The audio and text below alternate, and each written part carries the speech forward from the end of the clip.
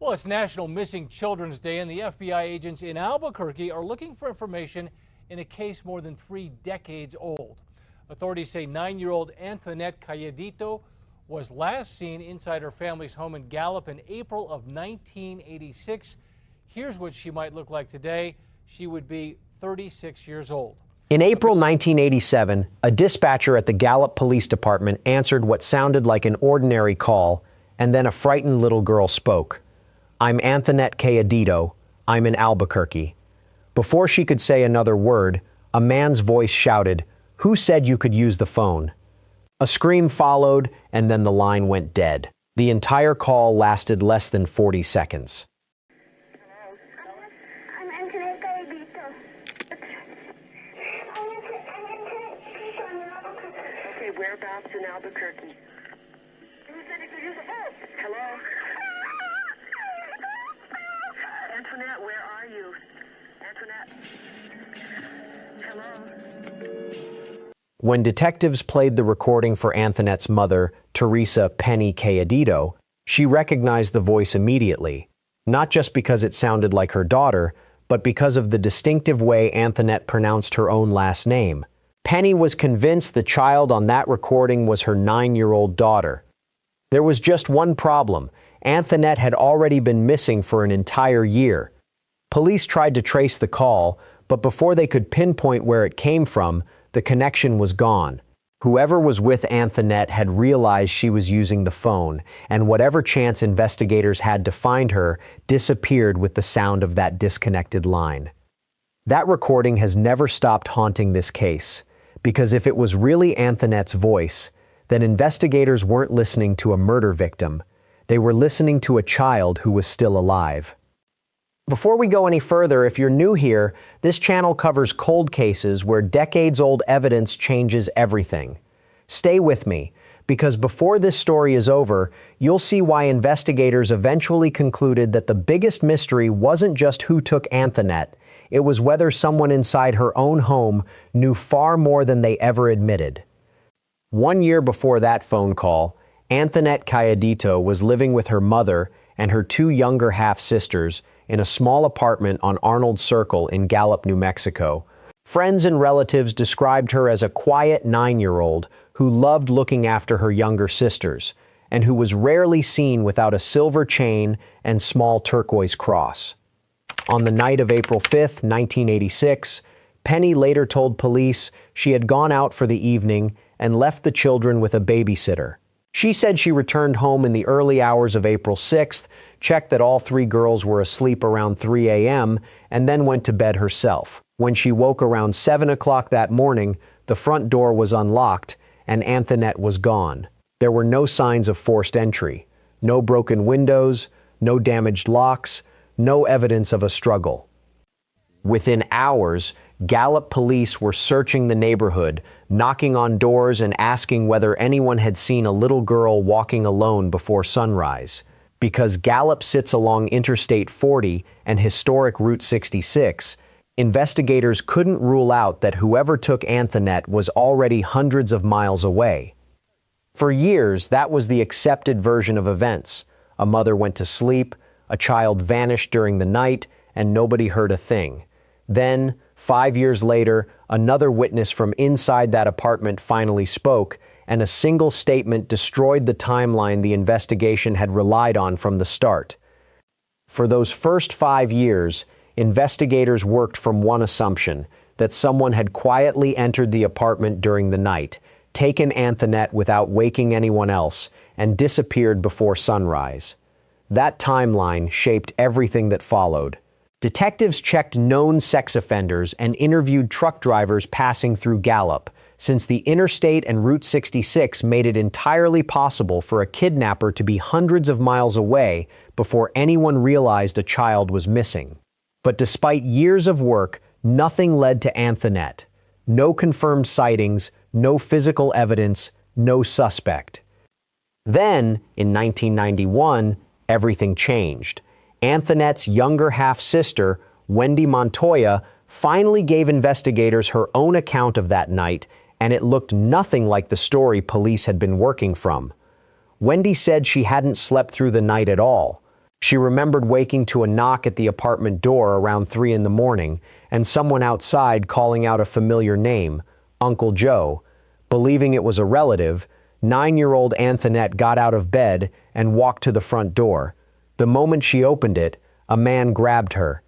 Wendy said she watched Anthonette struggle and scream, "Let me go, let me go," before the man carried her toward a brown van waiting outside and drove into the darkness. Then Wendy did something that has puzzled investigators ever since. She pulled the blankets over her head and stayed there. She later explained that she was terrified and that as a child herself, hiding felt like the safest thing she could do. When morning came, she finally told her mother what she'd seen. If Wendy's memory was accurate, it completely destroyed the original timeline. This wasn't a silent disappearance while everyone slept. It was a violent abduction, and whoever stood outside that apartment knew something deeply personal. They knew to ask for Uncle Joe. That detail immediately redirected the investigation. At first, detectives focused on the obvious question, who was Uncle Joe? They tracked him down, interviewed him extensively, and eventually ruled him out. He hadn't been near the apartment that night and had no connection to Anthonette's disappearance. But clearing the real Uncle Joe only created a more disturbing question. If it wasn't him, then whoever came to that door knew enough about the family to use his name, and that wasn't something a stranger was likely to guess. For years, investigators had been looking outward, toward highways, truck stops, and passing travelers.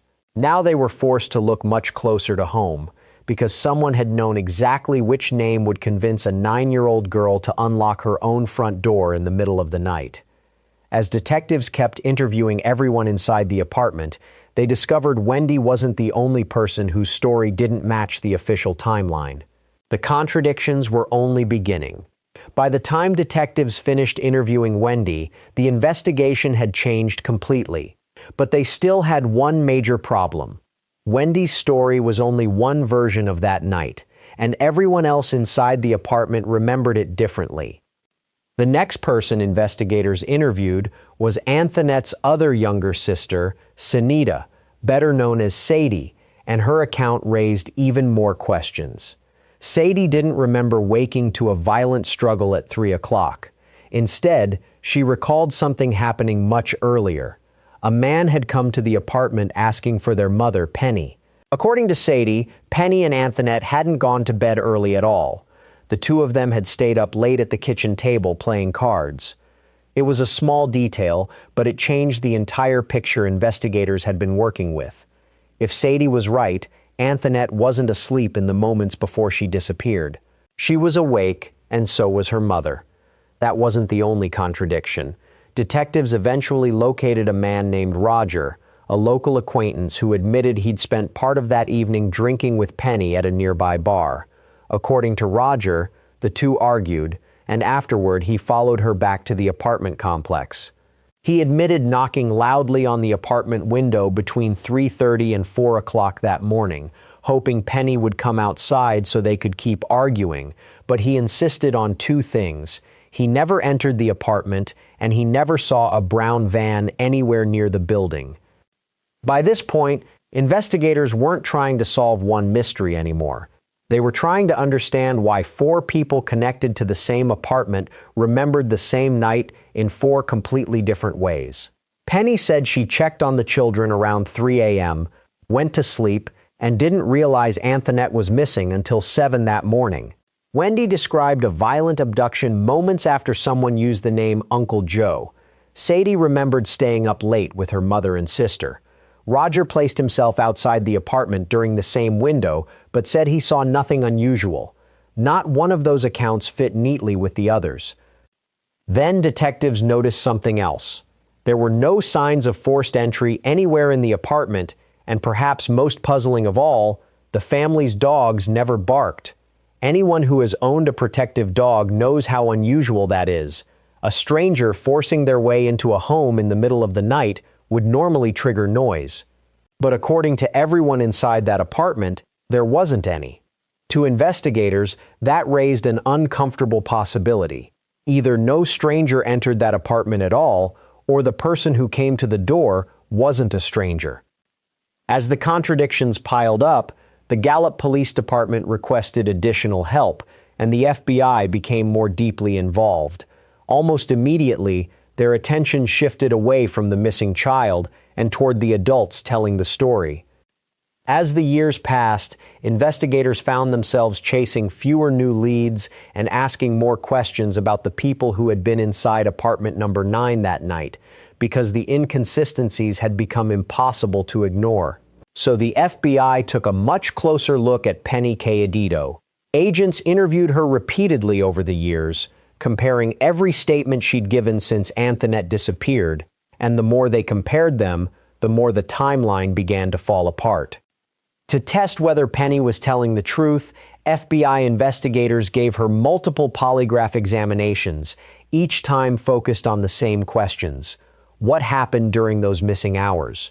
When did she actually realize Anthonette was gone? And was she withholding information about who came to her apartment that night? According to FBI records, Penny failed every polygraph she was given.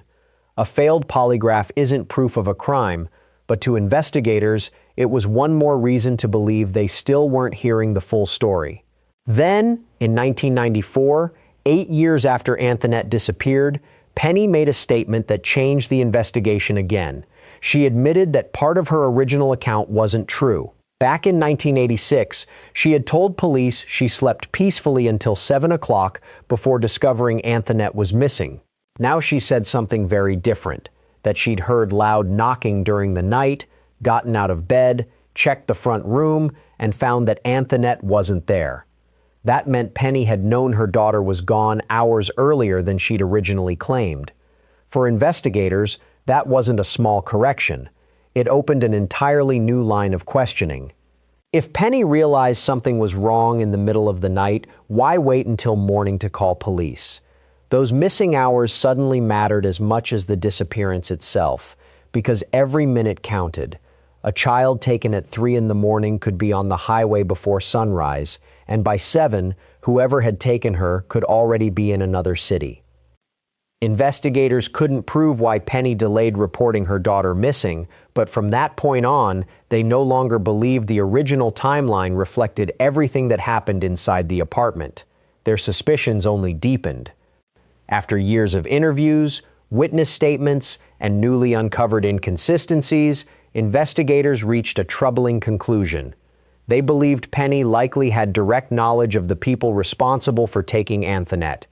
Some detectives suspected the abduction may have been connected to people already known to the family, possibly involving local drug activity or unpaid debts, a theory that explains something no stranger abduction theory ever could: why someone would know to stand outside the apartment in the middle of the night and call out, "Uncle Joe."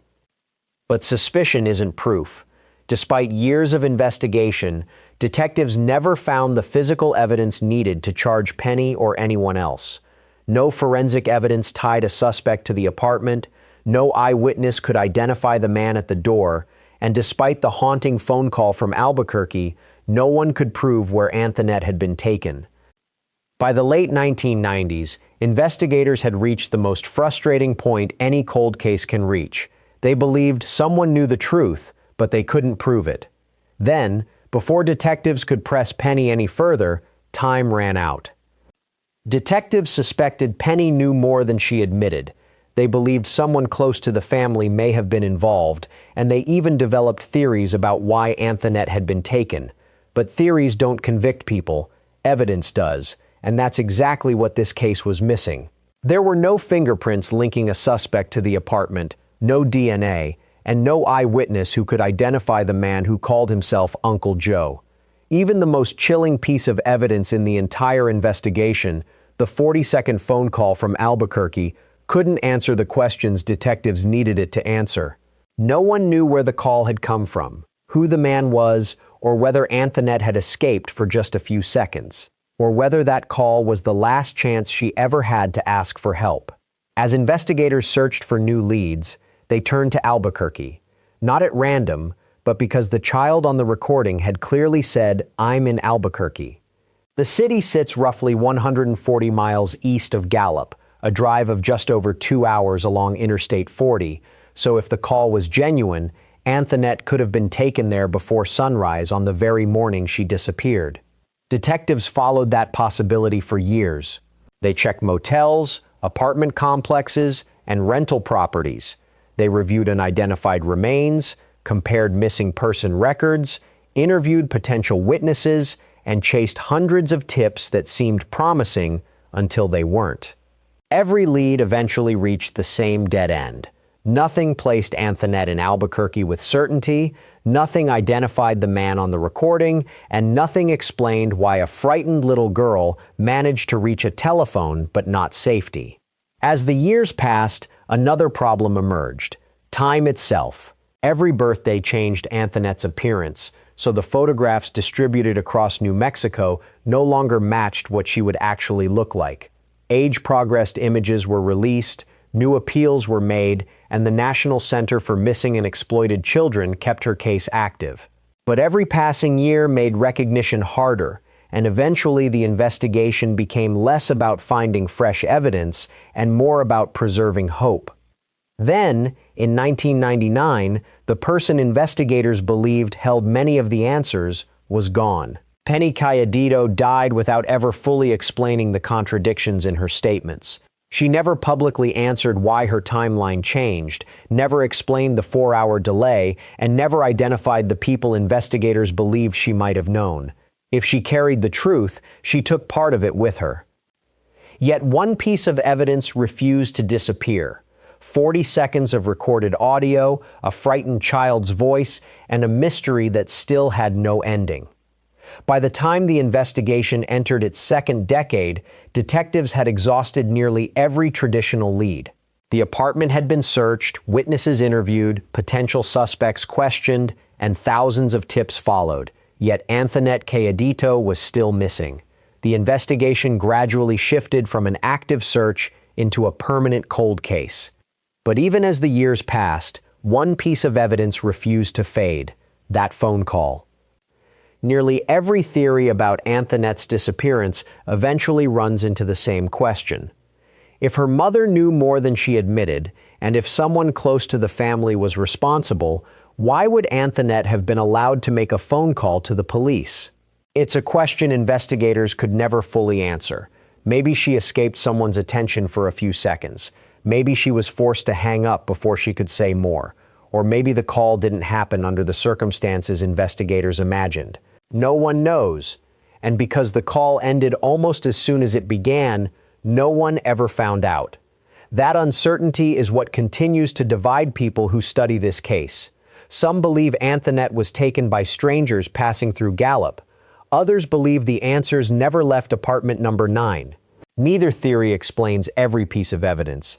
The stranger abduction theory struggles to explain how someone knew to use the name Uncle Joe, while the family involvement theory struggles to explain how Anthonette was able to identify herself to police a year later. Both leave important questions unanswered, and that's exactly why this case has survived for decades. Not because investigators stopped looking, but because every answer seems to create another contradiction. Today, age-progressed images still show what Anthonette might look like as an adult. The National Center for Missing and Exploited Children still lists her as missing. Her case has never been closed, and her family has never received the answers they were searching for. Somewhere inside an evidence archive, 40 seconds of audio still exist. A frightened little girl, a desperate attempt to ask for help, a man shouting in the background, then silence. For investigators, that recording represents the last confirmed moment Anthonette Cayedito was known to be alive. For everyone else, it's something even more haunting: proof that for one brief moment, she reached the people trying to save her. They just couldn't reach her back. April 6th, 1986, began like any other Sunday morning.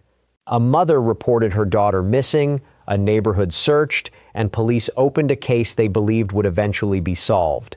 Instead, the investigation produced decades of conflicting stories, changing timelines, failed polygraphs, a mysterious phone call, and questions that remain unanswered nearly 40 years later. Whether the truth disappeared into the New Mexico desert or stayed hidden inside apartment number 9 may never be known. But one thing hasn't changed. Somewhere, a frightened 9-year-old girl once found a telephone. She remembered her own name. She remembered the city she believed she was in, and with less than 40 seconds to speak, she tried to tell the world she was still alive.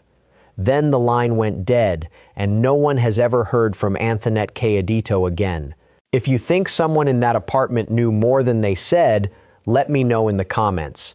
And if you want more cases like this one, where the evidence keeps changing and the answers never quite arrive, subscribe, because that's exactly what this channel covers.